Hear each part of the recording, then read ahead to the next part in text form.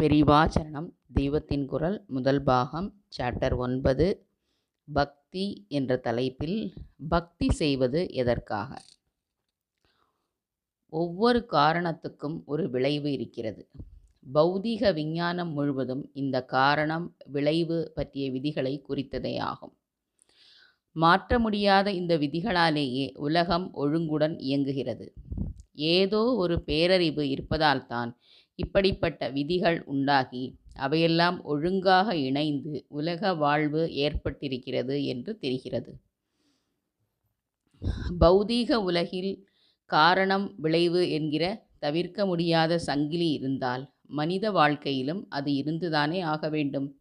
நாம் செய்கிற சகல காரியங்களுக்கும் விளைவு இருந்துதான் ஆக வேண்டும். நல்ல காரியங்கள் செய்தால் அதற்கு சமமான நல்ல விளைவுகளை பெறுவோம். கெட்டதை செய்தால் அதற்கு சமமான கெட்ட பலன்களை பெறுவோம். இப்படி பலனை தருகிற பலதாதா தான் பிரபஞ்சத்தை நடத்தி வைக்கிற மகா சக்தி, ஈஸ்வரன், பகவான், சுவாமி, கடவுள், பரமாத்மா எனப்பட்டவன். மனசு இருக்கிற வரையில் அது சஞ்சலித்து கொண்டேதான் இருக்கும். நல்லதோடு கெட்டதையும் நினைக்கத்தான் செய்யும். புண்ணியத்தோடு பாபத்தையும் செய்து கொண்டே இருக்கும். இந்த பாபத்துக்கு விளைவாக கஷ்டங்களை நமக்கு ஈஸ்வரன் தந்து கொண்டுதான் இருப்பான். கஷ்டங்களை போக்கடிப்பதற்காகவே பொதுவில் எல்லோரும் பிரார்த்தனை செய்கிறார்கள். இதைத்தான் பக்தி என்று நினைக்கிறார்கள். ஈஸ்வரன் மனசு வைத்தால் நம் பாபத்திற்கு பிரதியான கஷ்டத்தை தராமலும் இருக்கலாம். ஆனால் அவன் கஷ்டத்தை போக்கத்தான் வேண்டும் என்று நிர்பந்தம் செய்ய நமக்கு யோக்கியதை இல்லை. ஏனென்றால் நம் கர்மாவுக்கு பலனாக இந்த கஷ்டத்தை கொடுத்திருப்பவனே அவன்தான். ஆகையினால் கஷ்டம் வந்தாலும் அதை பொருட்படுத்தாமல் இருக்கிற மனோபாவத்தை பிரார்த்திப்பதே இதைவிட உத்தமமாகும். ஆனால் இந்த பிரார்த்தனை கூட நிஜமான பக்தி அல்ல. நம் கஷ்டத்தை ஈஸ்வரனிடம் சொல்கிற போதே அவனுக்கு அது தெரியாது என்று நாம் நினைப்பதாக ஆகிறது. அதாவது ஈஸ்வரனுடைய எல்லாம் அறிந்த சர்வஜத்துவத்துக்கு குறை உண்டாக்குகிறோம். இந்த கஷ்டத்தை போக்கு அல்லது கஷ்டத்தை பொருட்படுத்துகிற மனப்பான்மையை மாற்று என்கிற போது நாம் கேட்டுதான் அவன் ஒன்றை செய்கிறான் என்றும் ஆகிறது.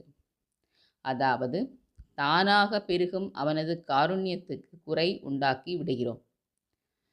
இப்படி ஞான சமுத்திரமாக கிருபா சமுத்திரமாக இருக்கிற ஈஸ்வரனுடைய ஞானம் கிருபை இரண்டுக்கும் தோஷம் கற்பிக்கிற பிரார்த்தனை உண்மையான பக்தி இல்லை.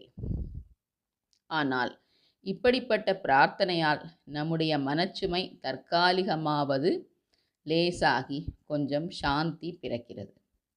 நாமவே எல்லாம் சாதித்திட முடியும் என்ற அகங்காரத்தை விட்டு ஈஸ்வரனிடம் யாசிக்கிற அளவுக்கு எளிமை பெறுகிறோமே, அதுவும் நல்லதுதான். அவனும் நாம் அவனுடைய ஞானத்துக்கும் கருணைக்கும் குறை உண்டாக்கியதை கூட பொருட்படுத்தாமல் நம் கர்மாவையும் மீறி பிரார்த்தனையை நிறைவேற்றலாம். ஆனாலும் ஒரு கஷ்டம் போனாலும் இன்னொரு கஷ்டம் என்று லோக வாழ்க்கையில் வந்து கொண்டேதான் இருக்கும். ஆகையால் லௌகீகமான கஷ்ட நிவர்த்திக்காக பிரார்த்தனை பண்ணுவதற்கு முடிவே இராது.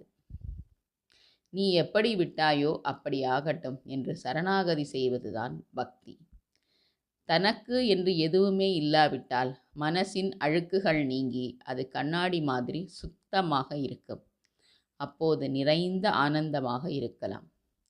எனக்கு என்று ஒன்றுமில்லை என்று யாரிடம் சரணாகதி செய்துவிட்டாலும், ஒரு பதியிடம் பத்தினி சரணாகதி செய்தாலும் அவன் தூர்த்தனான பதியாக இருக்கலாம். ஒரு குருவிடம் சிஷ்யன் சரணாகதி செய்தாலும் அந்த குரு போலியாக இருந்தால் கூட சரி, அப்புறம் நிச்சயந்தைதான்.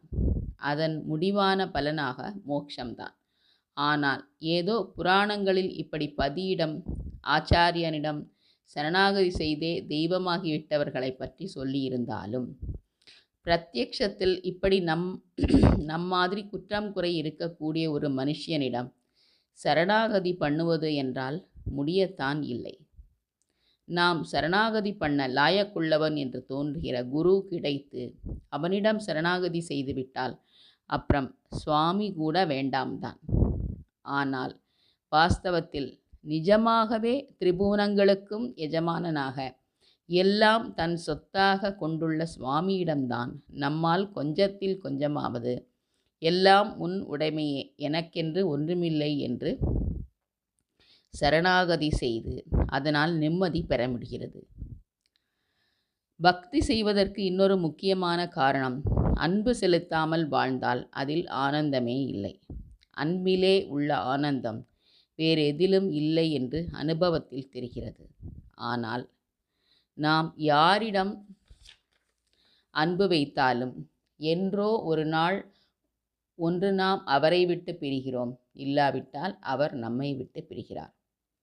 ஆனந்த ஹேதுவாக இருந்த அன்பு அத்தனையும் அழுகை மயமாகி விடுகிறது.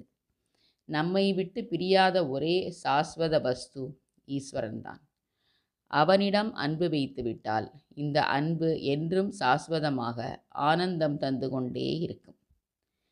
இந்த அன்பு முற்றுகிற போது யாவும் அவனாக தெரியும்.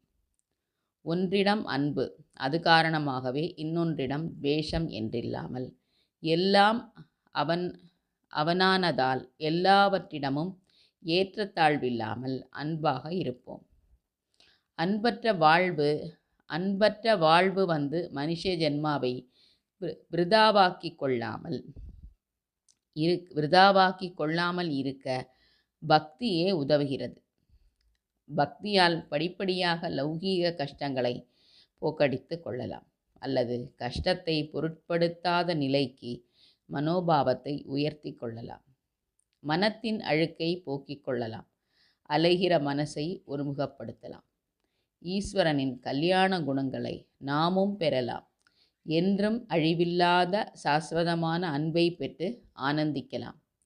இவை எல்லாவற்றுக்கும் மேலாக கர்ம பலனை தருகிறவனை தஞ்சம் பூந்தால்தான் அவன் கர்மகதிக்கு கட்டுப்பட்ட சம்சாரத்திலிருந்து நம்மை விடுவித்து முடிவில் முக்தி தருவான். அதாவது அவனேதான் நாமாகி இருப்பது, எல்லாமுமாகி இருப்பது என்று அனுபவத்தில் அறிந்து கொண்டு அப்படியே இருக்கச் செய்வான். இந்த அத்வைத ஞானத்தையும் முக்தியையும் அவன் கிருபையாலேயே பெறலாம். பக்தி செலுத்துவதற்கு இத்தனை காரணம் இருக்கிறது. இனி காரணமே இல்லாத பக்தி ஒன்றும் இருக்கிறது. பெரிவா சரணம்.